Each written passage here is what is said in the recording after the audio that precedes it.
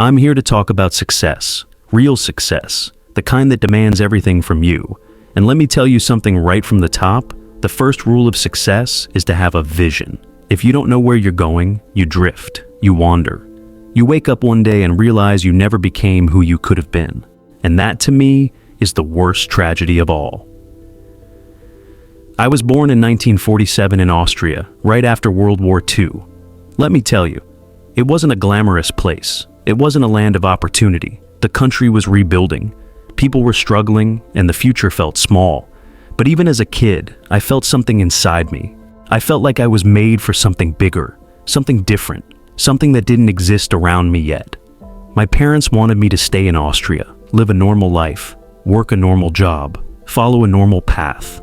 That was their vision, not mine. I never blamed them. They wanted stability, but I wanted destiny. I wanted scale. I wanted a life that felt larger than the little farmhouses and the tiny buildings I saw every day. When I was 11 years old, everything changed. At school, they showed us a documentary about America.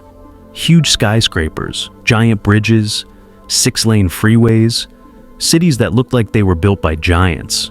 I remember sitting in that classroom thinking, that's where I belong. That's where the future is, not here. And then one day after school, I walked past a store in Graz. I stepped inside, looked around, and there it was, a bodybuilding magazine with Reg Park on the cover. 3-time Mr. Universe, massive, confident, a real-life Hercules. And then I read that Reg Park became a bodybuilding champion, then got into movies, then became rich and famous. I said to myself, that's the blueprint. That's the exact path. I become a champion, I go to America, I get into movies, and I build the life I see in my head. And let me tell you something, the moment I discovered that vision, the moment I could see the future so clearly, everything got easier. It was like someone switched on the lights inside my brain. Suddenly, I wasn't lost. I wasn't confused. I wasn't hoping. I was certain. People in the gym would ask me, Arnold, why are you training 5 hours a day? Why are you pushing so hard? Why do you look like you're having fun while everyone else is dying under the weights? I would tell them, because every rep takes me one step closer to my vision. That's the power of knowing exactly what you want. When you have a vision, the work stops feeling like work. Every set, every squat, every heavy lift becomes a step toward your future. That's why I trained with a smile. That's why I couldn't wait for the next 500-pound squat or the next 2,000 sit-ups. I knew what it meant. It meant progress. It meant forward motion. It meant my dream was getting closer. At age 20, I flew to London to compete for Mr. Universe. I was hungry, focused, obsessed, and I won. I became the youngest Mr. Universe ever, not because I was the biggest or the strongest, but because I had a goal that pulled me like gravity. When you know exactly what you want, you move differently. You show up differently. You endure differently. You've got to understand something. Visualizing your goal doesn't just make things clearer. It makes things fun. People think discipline is a punishment. It's not. Discipline becomes exciting when it's tied to a purpose. Without purpose, everything feels like a chore. With purpose, everything feels like momentum. In America, 74% of people don't like their job. They're wandering, they're drifting, they're doing something they never chose because they never chose anything. And you can feel it. You can feel it in their energy, in the way they walk, the way they talk, the way they settle. That's the difference between living with intention and living by accident. I felt blessed because I knew exactly what I was chasing. Just like a medical student knows he wants to become a doctor, he doesn't wake up confused. He knows the direction. It was the same when I got into politics. I had a very clear vision. I knew I wanted to lead California. I wasn't born in America, so I couldn't run for president. But governor of California, the largest state, the 5th largest economy in the world, that was the peak. That was the mountain. People told me I was crazy. They said, why not run for something smaller? Why jump straight to governor? They didn't understand. When your vision is crystal clear, you don't scale it down to match someone else's doubt. You rise to match the thing you see in your mind. 2 months after I announced, I became governor of California. Not because it was easy, but because the vision was non-negotiable. Which brings me to rule number 2. Don't listen to the naysayers. Every time I aimed high, people tried to pull me down. They said, "It's impossible." They said, "You'll never make it." They said, "That's not realistic." But I refused to let someone else's limitation become the ceiling on my life. When people said, "It can't be done," I heard, "It can be done." When they said, "No," I heard, "Yes." When they said, "Impossible," I heard, "Possible." Nelson Mandela said, "Everything is impossible until somebody does it." So, I decided I would be the somebody who does it.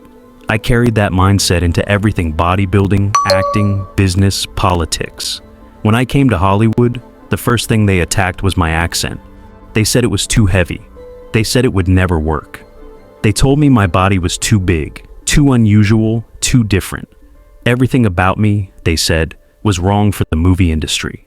But I didn't listen. I worked. I studied English. I went to accent removal classes, acting classes. I trained my body and trained my craft at the same time. I treated acting the same way I treated bodybuilding, with relentless, obsessive repetition. My first movie was Hercules in New York, and honestly, it went straight into the gutter. It was a disaster. But failure didn't scare me because my vision didn't change. A bad start doesn't ruin a strong destination, so I kept working. Streets of San Francisco, Stay Hungry, Pumping Iron, The Villain. Step by step, project by project, the momentum started building. Then came the turning point. Universal Studios, Dino De Laurentiis, Conan the Barbarian. Suddenly the same body they said was too big became the exact thing they needed. At the press conference, the director John Milius said, "If we didn't have Arnold, we would have had to build one." Think about that. The thing they mocked became the thing that made me irresistible. It didn't stop there. After we wrapped filming for The Terminator, James Cameron told the press, "If he didn't have that accent and speak like a machine, the movie wouldn't have worked." The accent they told me to erase became the defining voice of a character loved across the world. What used to be a liability became my greatest asset. That's what happens when you stop listening to doubters and keep showing up. People don't get to define your potential unless you hand it to them, and I was never going to hand it to anyone. There's a crucial moment in every person's life where you have to decide one thing. Whose voice is louder, your vision or their doubt? If their doubt is louder, you'll shrink. If your vision is louder, you'll grow. It's really that simple. People said bodybuilding was too niche. People said acting was impossible. People said politics was out of reach. But every no they gave me became fuel. Not anger, not bitterness, fuel, energy, a reminder that my life was mine to build. When you're willing to put in the work, everything changes. I worked out in the gym for hours when others were partying. I studied English when others said it didn't matter. I rehearsed lines when people said I wasn't cut out for movies. Hard work becomes your insurance policy. It protects you from excuses. It builds a confidence that no one can shake. That's why you can't listen to naysayers, not because they're bad people, but because they're blind to your possibility. They're limited by their own story, their own fears, their own patterns. And if you're not careful, their fear becomes your future. There's something powerful that happens when you finally decide, I'm not living by their expectations anymore. You move differently. You breathe differently. You work differently. Success becomes less about impressing people and more about honoring the vision you see for yourself. The truth is this: every great achievement starts with someone being underestimated. Every legend began as a joke. Every breakthrough began as a bad idea to someone who couldn't imagine it. That's why vision matters. That's why belief matters. And that's why you never let someone else write the script of your life. Every breakthrough in my life came down to one truth. You become unstoppable the moment you stop negotiating with your excuses. People think success is about luck or talent, but it's really about consistency.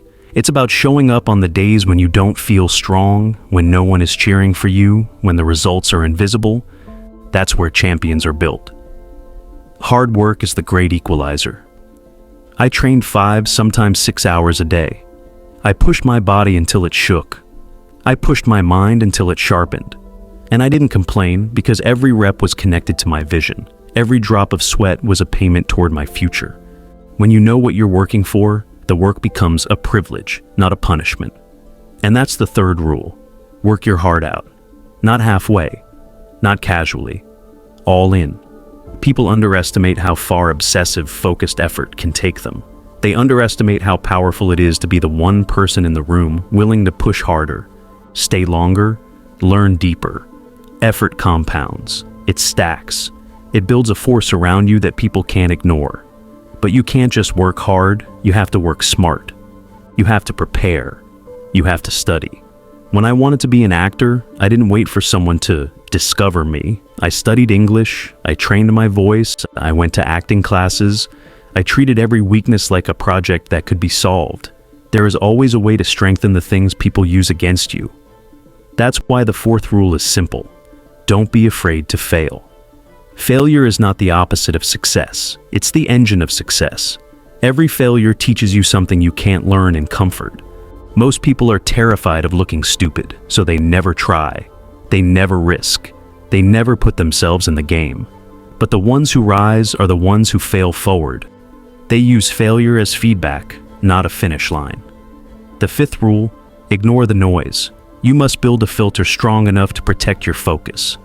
People will doubt you, criticize you, misunderstand you, minimize you, and project their fears onto you. Let them. Their fear is not your assignment. Their doubt is not your problem. Your only job is to keep moving toward the future you see, even if no one else sees it yet. I've lived enough life to tell you this with absolute certainty.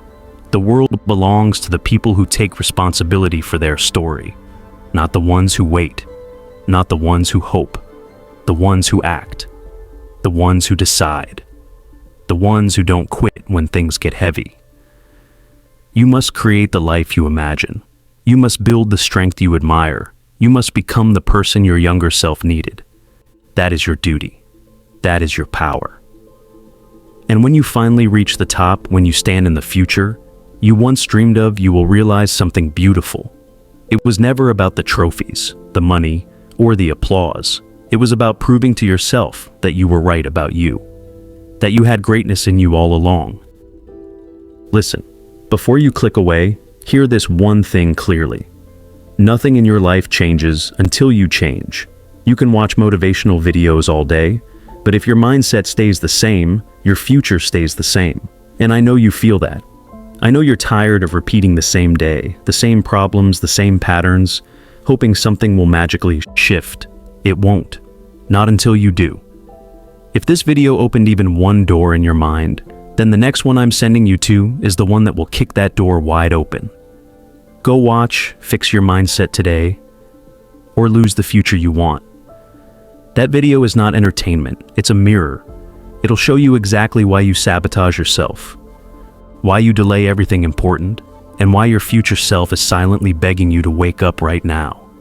Not tomorrow, not next week, now.